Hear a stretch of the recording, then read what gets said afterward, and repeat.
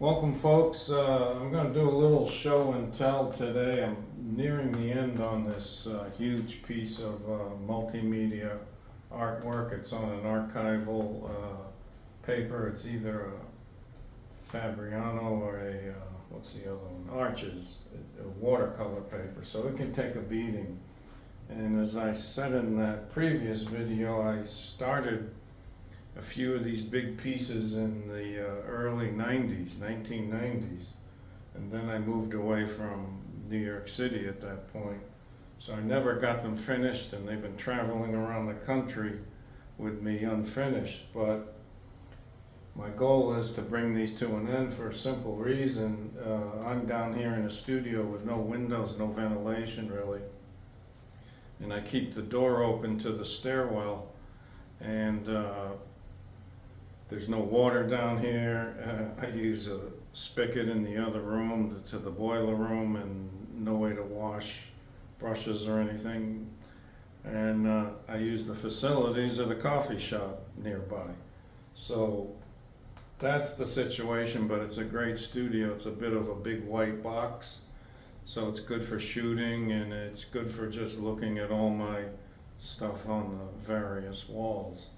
And it's a good space, as New York City is not so generous in space. But the reason these have to finish is I'm running into a couple problems. And the problem is the humidity increases, this paper tends to expand. And you see as I push on it, it's moving. It's kind of like a flag. It's against that hard surface, but it gets harder to work.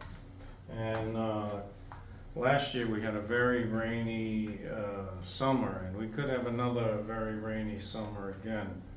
And some of the rain was coming in, seeping in through the walls of this foundation, and it dampened these walls, and I could touch these and I could feel a little more moisture coming through. But then the landlord fixed and remedied those serious leak issues. So I've been okay, but I don't want to take any more chances. I have had water coming in along the floor, and I have been getting up whenever I see the weather report and a huge rainstorm and flooding in New York City. I get up and come to the studio and take everything down. So I'm tired of that, and I think that I do have to start moving towards a paint medium on canvas, just for the ability to show these bigger pieces in a gallery format or any format that somebody wants to show my work, because I do have folks interested now to show my large pieces, these three actually, which I'm going to show you soon. In a show, and it's just almost impossible to hang. You can't, these are hanging here by pins driven into wallboard, and you can't do that in a gallery situation or showing place that I have lined up. So, and then to frame these is just going to be astronomical in today's market. I have framed some of my bigger pieces in the past, and it's been okay, but the cost has gone through the roof for framing materials. So I will, after I finish these three, shoot them, load them up to my website, I am going to just migrate first to acrylic paint, because I can't use oil paint down here, because there's boilers on the other side of this wall, and if the trace fumes from, say, paint thinner in the different solutions I use in the past with oil paint, can become volatile, and they do explode. And linseed oil in particular sends a trace fume, and if it hits one of those flames in the boiler room, I'm going to be in trouble. So I don't think that's going to happen. But let me move on to what I want to show you here in this piece.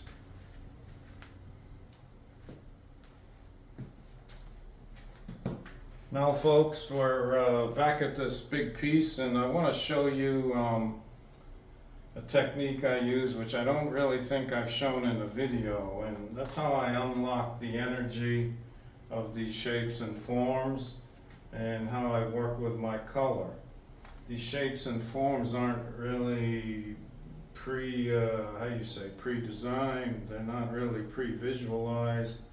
I am just up here working with a lot of spontaneity, trying to create my abstraction as you see it and as you've seen in my other work.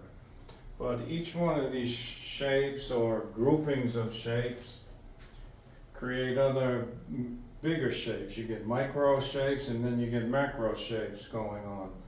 And what I do is, as I'm working, I feel subtle hints of frustration, or I'm kind of picking up on the energy of these shapes and abstractions. And when I get to a point where it feels frustrating, it's usually a form of energy is getting blocked in the piece, or something has to be released. And what I mean by that is these flow of the shapes, the curves, the lights versus the darks, for me, have to work in a certain way. What that is, it's very hard. It's deep within the psyche, and I don't know what it is that makes me like it, something a certain way versus another way. So, if you look at some of my previous videos, there's one particularly, I think the video number is number 5. And in number 5, I describe a unique concept which I've kind of fit my work to, or a philosophy. It's not something I premeditated when I did my work, but it's deals with something that's was called the Cambrian explosion. And if you look at that video number 5, it's going to tell you a lot more, which I don't want to repeat here. But basically, a quick synopsis is that Cambrian explosion was a prehistoric event that happened approximately 540 million years ago, 538, which I read. And that was the first time organisms flooded the surface of the earth. And they came with unique designs, and they created actually most of the phyla, or phylum. Those are families and orders of living organisms that are broken up by zoologists and scientists. So that was just like a crucible of a lot of creation and the birth of a lot of new design in living form. And the strata that they find from fossils in that area is just immensely rich. And before that Cambrian explosion of life forms, there was really nothing recorded. It was microscopic. So, for instance, today, living from that era would be a lot of your insects, would be horseshoe crab, for instance, if you've seen those in the horseshoe crabs are all over the northeast beaches. I don't know if they're around the rest of the country. Or shrimp. Shrimp's a form, that's an early form of that basic life form that still exists today. So, but they all came in a shape, in a creation somewhat called I call them a hydrofoil or an airfoil. So their shapes were to defeat the resistance of, say, wind, and as a survival mechanism, and defeat the resistance of water if they were water creatures. So somehow this has populated my work. I don't know why, but it's in my work. But I give a unique description why in video 5 that goes back to my youth as a child. So I think you really got to see that video. It's one of my early videos, and it's a little cruder than I think I make now, but hey, they're getting better. But I want to show you what I mean now, actually show you in an exercise. So that being said, I want to show you how I keep my colors here. And I'm going to bring them over here and actually execute this exercise, okay? Okay, these gigantic pieces which you've seen so far basically all come out of these supplies that are on my table here. And these are oil pastel and oil bars. These fatter ones are oil bars. And I use a blending medium right here that creates a lot of vignetting and accentuates the drying time and creates a lot of richness in my pieces and helps preserve the intonation and color with the thickness of waxy layers. So this has been a real godsend, and I suggest you all try it in your work if you are using oil bars, oil pastels. But believe it or not, all the wealth of color you see on my big pieces comes from here. So, next step, I want to continue with what I just discussed with you about releasing energy in my work. And I want to focus on this corner right here. I'm not liking that dark edge too much, and it seems to define and block a lot of motion there, where over here I'm starting to get some freedom, and then over here this way in the piece it's getting freer, and I like that kind of ambient floating and ambient introduction of light and vignettes of my color. But here I need to do something, so I'm going to try to do something. And a lot of times what I'll do is a trick, and you can do it with your work, is go ahead and take a picture with your cell phone and have a drawing app or a painting app on your phone. You can get even free ones. And I can play in the phone and turn these things different orientations and start to play with what I want to do when I go home after I'm in the studio. And sometimes I've resolved some of my issues with a piece by working on that cell phone image. So that's up to you, but I didn't take a cell phone image of this. I think I'm sure of what to do, but if I'm not, that's okay with me too. So let me move in a little closer here so you can actually see when I get down onto the surface. I think this will be pretty good right in here. And I'm just moving the camera with a tripod. I don't have a gimbal yet. And my human gimbal, he's not here today. So, I work with, my color theory is basically right there. Warm and cool, hot and cold. And as you see in all my work, I am using variations of vignettes and juxtaposition of these colors in these two boxes. So the left is warm, the right is cool colors. And that's all I need. So let me put this down on the floor. I'm going to have to get down here to do the work. And I also keep a special higher end of oil pastels that you see here. And these have greater mixability. The viscosity is a lot richer with oil in it. So I like these for special moments that I need them. So that's down on the floor. And then I keep my whites separate.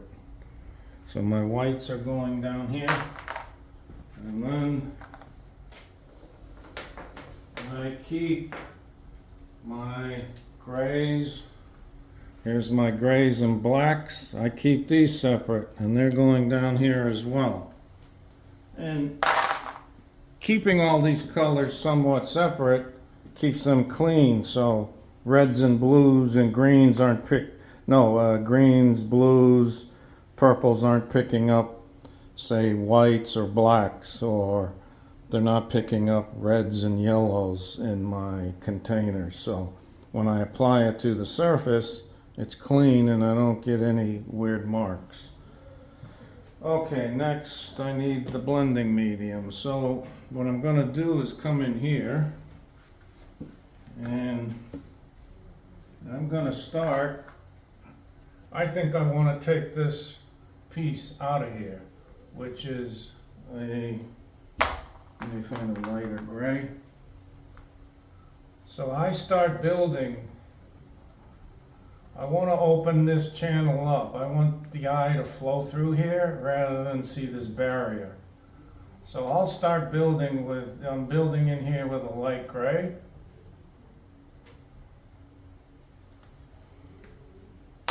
And I will add just a hint of green because I like to create rich composite colors, not just, I'm not a person that works with a solid color. Every color for me has to be vignetted, layered to create richness and then create depth. I want that eye to go back and forth. I want that eye to be fascinated with texture. I love texture in all my pieces, and I think what's kept me kind of paralyzed from painting is I'm not able to control the texture and get the painterly effect I want. And let me throw this in here. This is a lighter gray. So I have all these colors layered up. So actually I'm creating a rich surface, which I'm going to show you what I'll do to it. Okay. I don't know what this is. Oh, what do I need something else. Where is it? Oh, here it is. Right in my hand. So what I'm going to use is this blending medium, and I just get a little on the thumb and I start to rub in. And I start to rub all these colors, and it gives me a lot of unique nuance. And the reason I really don't show you a lot of videos of me working is this takes a long time. And if you were to see, and this is how I cover this surface, finger by finger, thumb by thumb, rag by rag, and that's a lot of time. And that is the reason, as I said, you don't see these step by step, but I can show you a unique step, and I hope this becomes a great learning agent. Okay, do I like that? Seeing I'm getting some modeling here, but that's okay. All texture is valuable. All texture creates something for the eye to look at and make sense of. The eye is always trying to make sense of things that it doesn't understand. So, and then for a different kind of viscosity, I use these fat oil bars. And these create another unique texture of blending. So I'm gonna add a little bit of this. And I want this area to be somewhat of a light focal point. So I'm coming in with some lighter color here. And back here I'm going to come in with this lighter gray. And I'm trying to make this channel in here pop. So, and then I want to come up against here. I want to come in a little tighter against this black line. Minimize the black line to create some buoyancy. There we go. And the other trick, let me get a rag.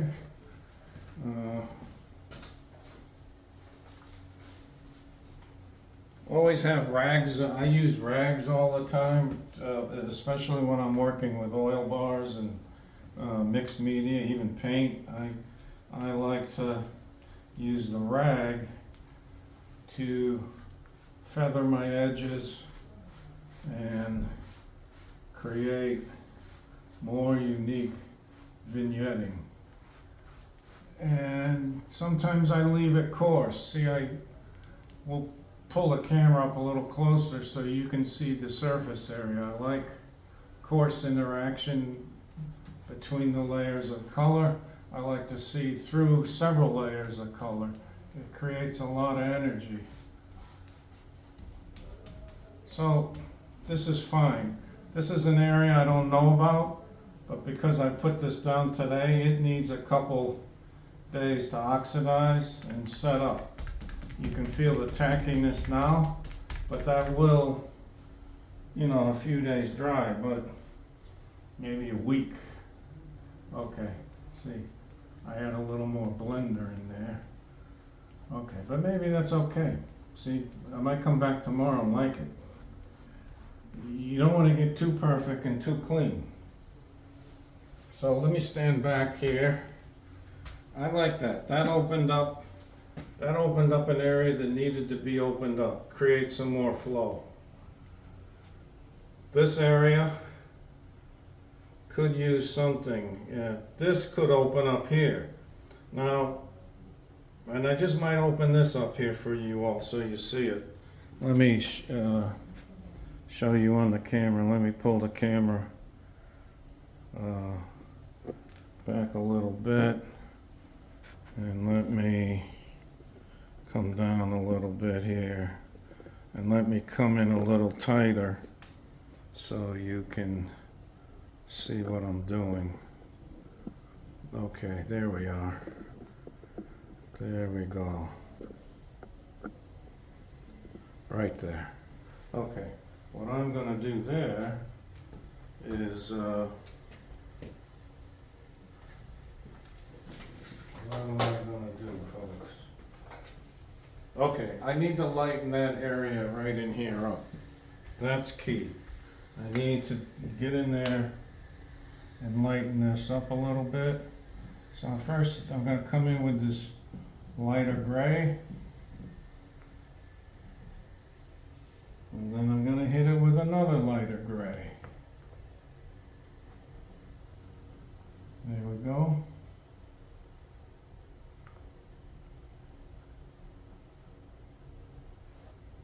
Okay, and then I'm going to give it a little toning in here. This is a bit of a lime green, and I don't care what it looks like as I put it down, because I know I'm going to go in here and rub it in, get another kind of texture. And there we go.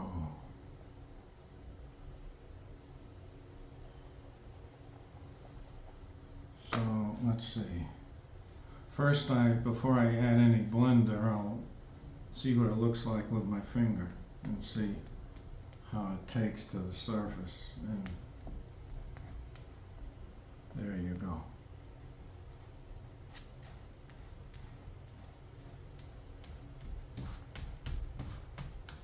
And there's a lot, I'm applying a lot of force. That's why you really need a good paper, an expensive paper. Frankly, this paper is so good, it's almost as sturdy as canvas. But here, I'm not liking this. So I'm gonna vignette more in here with the rag. See that? And then I'm going to clean along this edge because I want this to come in here sharp. There we go.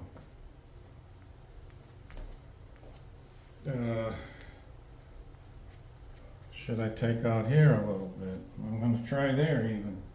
So each time I do something, it releases something new and gives me a new form that could be married, divorced, or needs to be obliterated. And that's the beauty with my process. It keeps going, and I think it's true of all abstract artists. This is the process. This is totally different than doing a still life or anatomy. So I'm going to put a little more in here. So let's see how this opens up. And I'm going to bring in a little putty color because I don't want the green to be too hot. And that's how I think when I'm working with color. You're seeing my color theory at work. It should happen immediately while you're at work. Right in front of you, under your eyes, under your hand. I don't plan and puddle around with color on a palette, so to speak. So here. So this area opened up. So there we go. I think this was a good freeing change, but like I said, in a couple days I'll come back in these areas and see what I need to pull out and see what kind of adaptations I need to make. There's a little more pewter color. So, and then let me hit this with a little white, because this is such a narrow area. Let's just see what I get.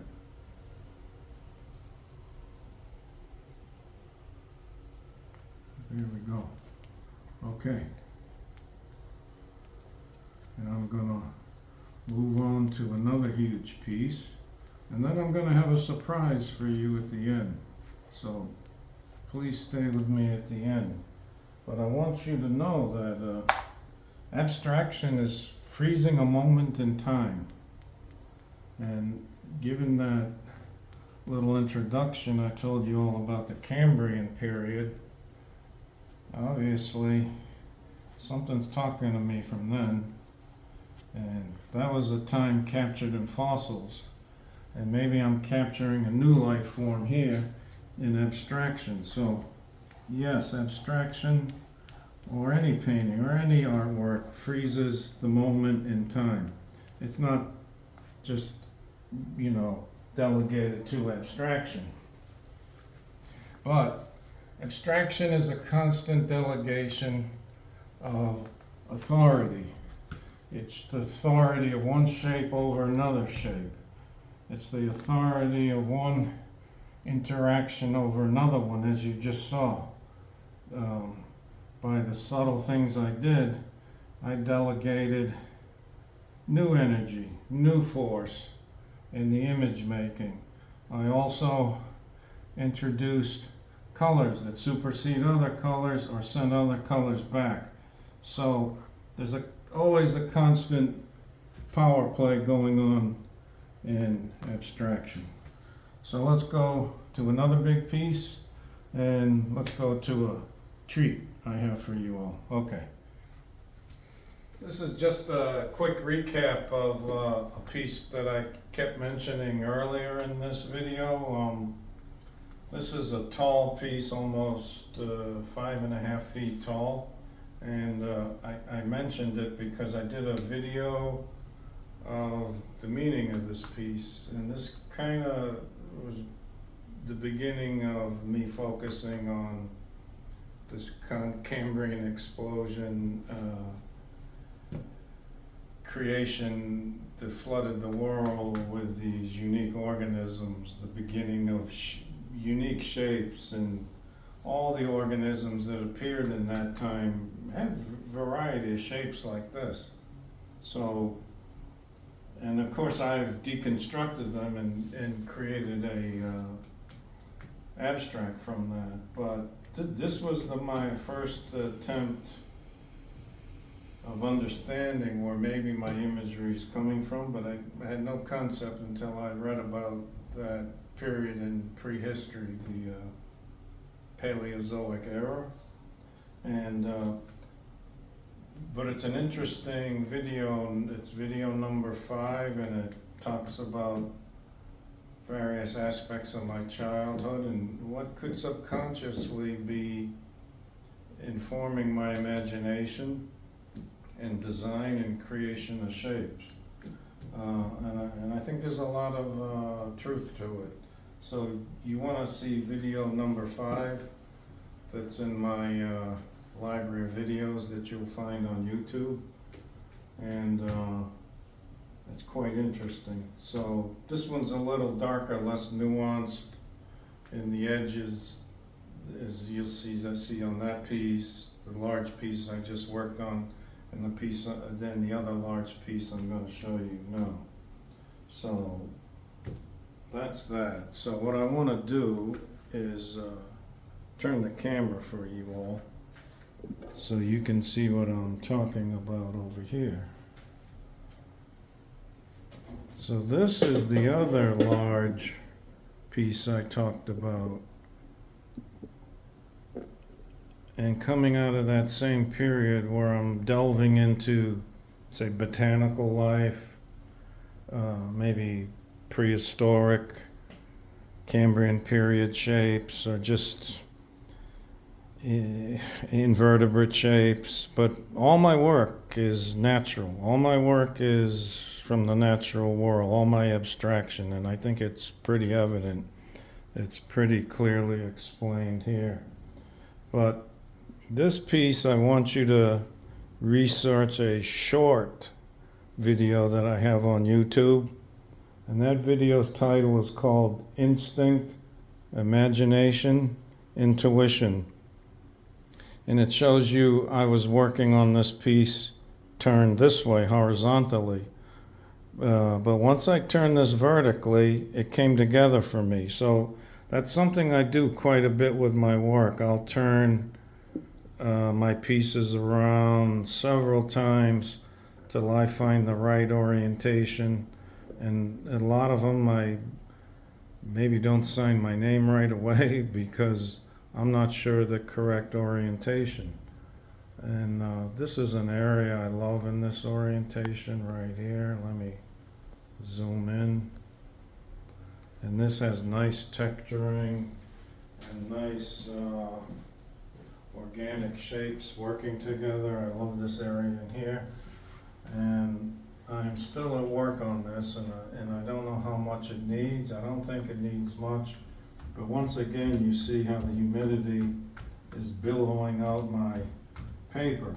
And when I adhered this to the wall originally, it was taut like a drum skin.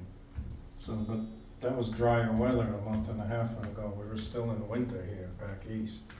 So that's one of the reasons I have to be done with these 3 huge pieces or any other pieces of work on paper. I've got to get to canvas, and it's going to be a bit of a learning curve because I just love the nuances to no end when you're drawing. The feeling of a drawing is so enriching and warm versus a painting to me, so I've got to figure out how to get over that learning curve. I've done it a little bit, but it doesn't have the same feel as a sheet of paper. So I don't know what to do yet, but that's the journey. You just have to keep pushing on and on and on. So, but I want to show you the tree, and you've seen pieces and parts of the tree, and I've constantly talked about my organic shapes and extrapolating my organic shapes out of my work. So I want to bring you down lower here to my work table, and you're going to see, you guys have seen my 2 head characters over there. That's the beginning of me delving into the organic shapes. But we're going to come down here onto this surface. And this surface here, let me get this oriented right. You know, I'm doing my best I can with the tripod and the camera, and I'm trying to get you in as close as I can. So there, I think this is pretty good. So these, I found several sheets of these. They're corrugated paper. It's actually called a honeycomb, And this is almost 5/8 of an inch thick, maybe 3/4 of an inch thick right here. And let me see, am I down in the, here I am, I'm down in the lens. I have to look here. And so this is the thickness of it. And it's either called a honeycomb board or a gorilla board, I'm not sure. But let me tell you, it's very sturdy, very strong. It's almost like a form of plywood. So what I like about this, it becomes a good surface to paint on and work on. But as I've showed you in previous videos, I use shellac to varnish every exposed piece of this. And this shellac you can find readily anywhere. But the bigger unique trick here is, and let me see if I can get you in here so you can see. The bigger trick is I took, and as you've seen me working, I've been showing you all these pieces that I cut out of cardboard, and I shellac them all. I shellac the edges, I shellac the back, and once you shellac them, the cardboard sounds different. It sounds more like a tympanum drum. So it gets firmed up, the archival properties increase, and these can be reconstructed into any kind of shape or form to help me visualize new abstractions. So let me kind of show you on this surface what I'm thinking. So let me push these to the side, and let's get this working. And as I showed you all in previous videos, let me grab this. It's okay, I don't know how successful it is as a piece, but I took my head creations that you see here, here's one of them, and I started adhering the pieces with a PVB, no, what's the name of the glue? Hold on. It's a PVA glue right here, which is great for adhering the cardboard or paper products or framing products. And this is like a rock. And then I've shellacked this a couple times, and then I used a spray paint to create some vignetting intonation here. It has an ancient tribal feel to it. And then the back I painted black. I can hit it again. I don't know how these will hang at all. So that just to show you what I did with some of the cut pieces. But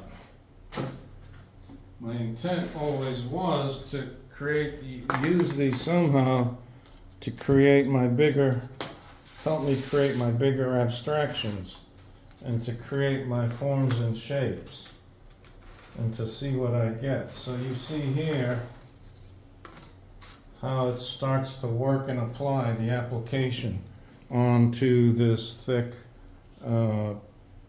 honeycomb board. And then you can layer up here, use that PVA glue, but I intend to play with abstraction endlessly till I get things that I like and then glue these down. The other thing that could happen, I'm not sure, but you can see the fun you can have with this. And it actually helps me simplify my overarching imagination, which gets me in trouble sometimes with my artwork. I tend to overdo things. So you can see I'm constructing a total form here which has a unique life to it. And this is just fantastic. I can't wait to play with this and get serious. How I want to apply color, I don't know. But the fact is, I've unleashed these shapes. I don't intend to use them as stencils because I just want more variation to happen in my work, and I don't want, even though these are defined, I don't necessarily want them to be instruments that I would draw or create art from. But I do want to use them as inspiration. But I would use them as a collage medium that I have here. And I would build up 1 to 2 layers and keep painting on top of them and keep creating these constructions just to see what I have. And I think I can go up. Oh, that's nice, right in there. See that? I think I can go up probably, let's see, that's 1, 2, 3. I wouldn't want to go up more than 3 layers of layering the cardboard. But I love the feel of it and the texture.